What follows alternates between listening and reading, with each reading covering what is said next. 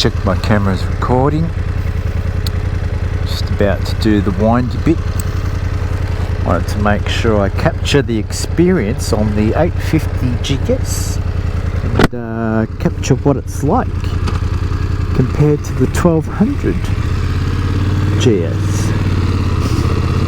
So I confirmed it's recording, and here we go. This is a way lighter bike. Its takeoff is just as good as the 1250 for that, and the 12. It's just the 12 does it like boop, boop, boop, boop, boop, and this does it like drrrr. That's the diff. Otherwise, good.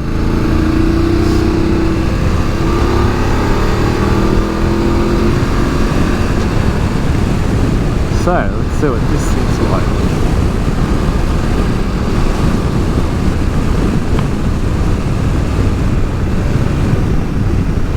I think people get these lighter bikes because they think they're easy to manage. Just deceiving.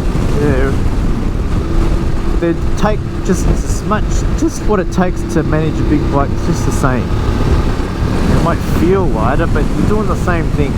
So I prefer the bigger bike because the bigger bike does it, and it's the weight keeps it smoother, more stable.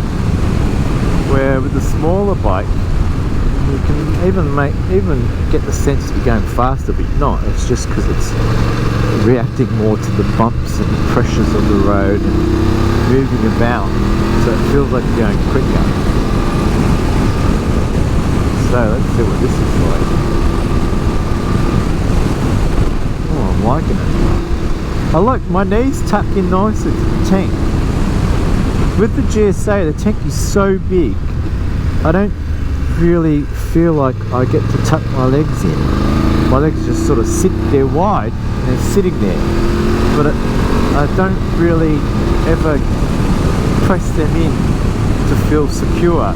With the 850 I can tuck my legs into the tank and get that secure sense that my legs are locked in and my feet are locked in, and no matter what happens, nothing's going to take me off this bike because I'm locked in with my knees and my feet, you see. So what gear do I want to do? This third gear on that. Let me try the same gear as what I do on the... Now with the 1200 I'm usually trying to do this a bit more smoother, but with this one I find I can go more quicker, well not quicker, more zippier to the corner and out of the corner and stop and brakes and get out. With the 1200 there's more weight there, you've got to control smoother, you can't let the suspension bounce around, you've got to control it so it flows in and flows out.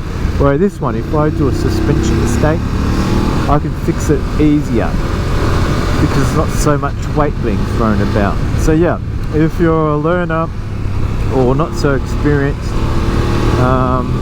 the lighter bikes are easy to correct,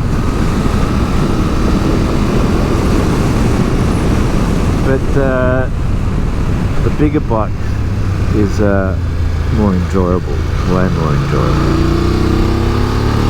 Way more enjoyable. But these are fun.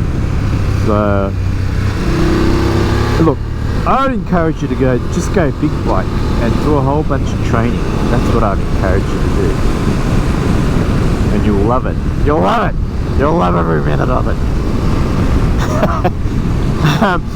So if that's not your thing, you want to go your own way, go the smaller bike and learn as you go and take your time.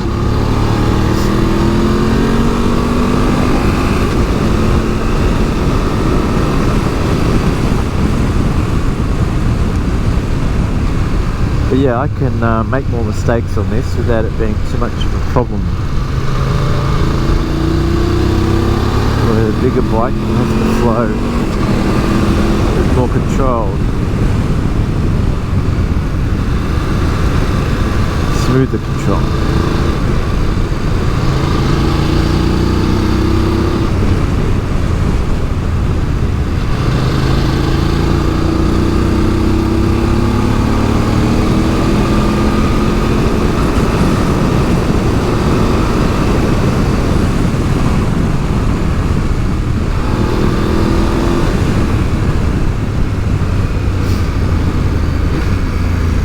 I'm using more of the gears on this one. I won't use so many gears on the bigger bike. I'll ride it out. There's a power, there's enough torque in and out of the corners.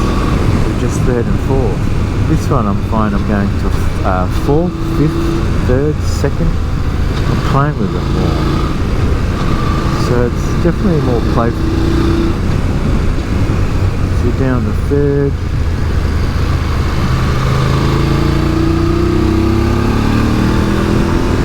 Fourth, fifth, maybe sixth, okay, fifth, fourth, third, and second.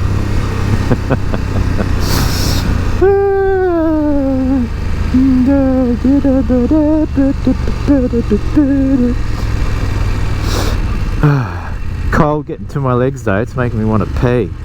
Jeez, give me a bathroom please. Goodness gracious. The cold's making me want to pee. So yeah, if you're touring, you put on some weather pants for this one. For sure. And if you've got boots, that's okay. That'll protect you. But it's coming up around my knees, my thighs, so definitely need weather pants. I don't always need weather pants on the GS8 1200 unless it's raining. Usually okay, it's regular pants. It's good. Not affected by the weather so much.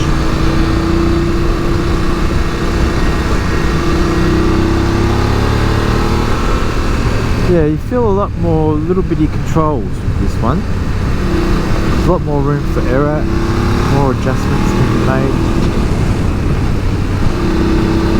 The tighter engine allows for smaller bits of control.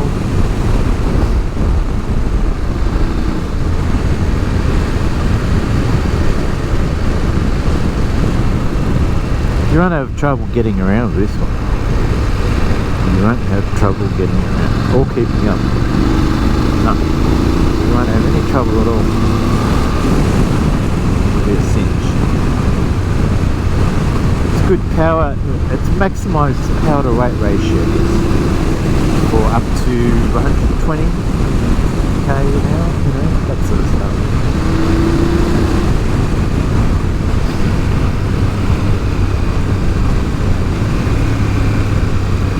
Like I said, better for the hotter climate, more exposed frame.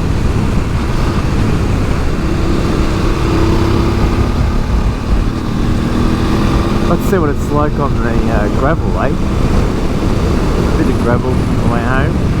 See how different it feels.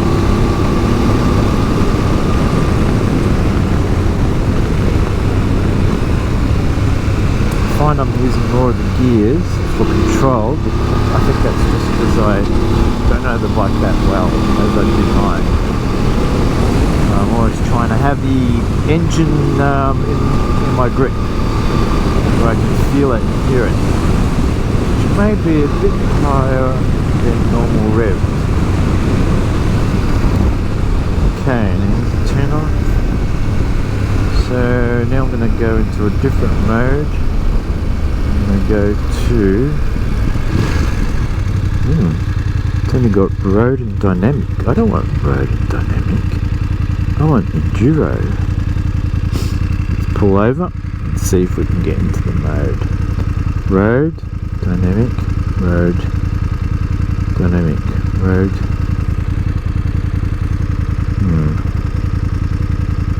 Road. My vehicle. It's gone into the menu system. Oh good, it gives you the tyre pressures. That's good. My vehicle. Navigation. Media. Telephone. Settings. Vehicle settings. RDC, what the hell's that? Target pressure. Oh, that's the tyres. Lights, driving mode. Oh, here we go. Driving mode pre-selection. Alright, it's pretty intuitive so far. Oh, Enduro Pro, yes. Dynamic. What? Off, rain, off, off. Enduro. Action not possible. Max number reached. Oh, so I have to take one of these off. So I'll take Enduro off. Driving pre-mode selection. On. Enduro Pro. Right. Configuration. No, we don't want to do that. Enduro Pro. ABS for off-road use. Enduro Pro and wheelie suppression. Traction control and wheelie suppression. Throttle response. Okay, so let's go back. So now we're back in the settings. Road. No, we don't want road. On. That's traction. What about suspension? Oh, I'm pressing the wrong button. Road, dynamic. Oh, there it is. Oh, okay, I'm in Enduro Pro. Now,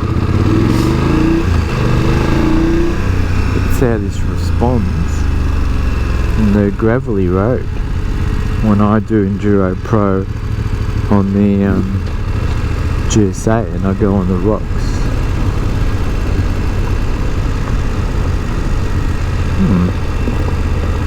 Hardly feel the stones at all.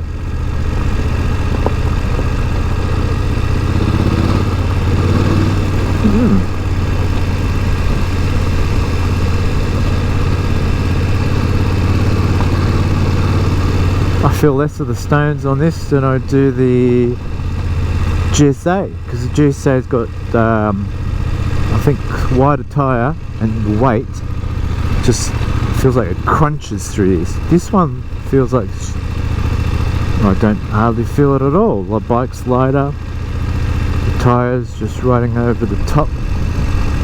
Let's see how it does downhill on the chunky gravel bits. I'll put a bit of brake on and just maybe second gear and see how it feels on these chunkier gravelly bits. Yeah, it's easier. The front skinnier tyre and the weight make it easier for gravel and all that sort of stuff. You can, on the GSA, because of the weight and the thicker front tyre, you can feel the movements more. On this one, bugger all. You see? There you go. You learn something every day. So yeah, if you're a serious terrain guy, but still, you can learn terrain on the big guy. That's what I'm saying. If you do the big guy in training, you're gonna love it. It's gonna be the best, Jerry, the best. Only the best.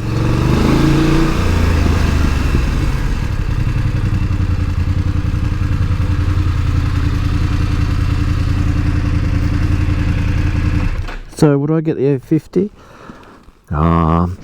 Only as a second bike if I lived in Queensland and I want to use it. I want to use it for hot dirt and stuff. You know, yeah, I would. Not down in cooler Melbourne. No, bugger that. Freeze my butt off. No thanks.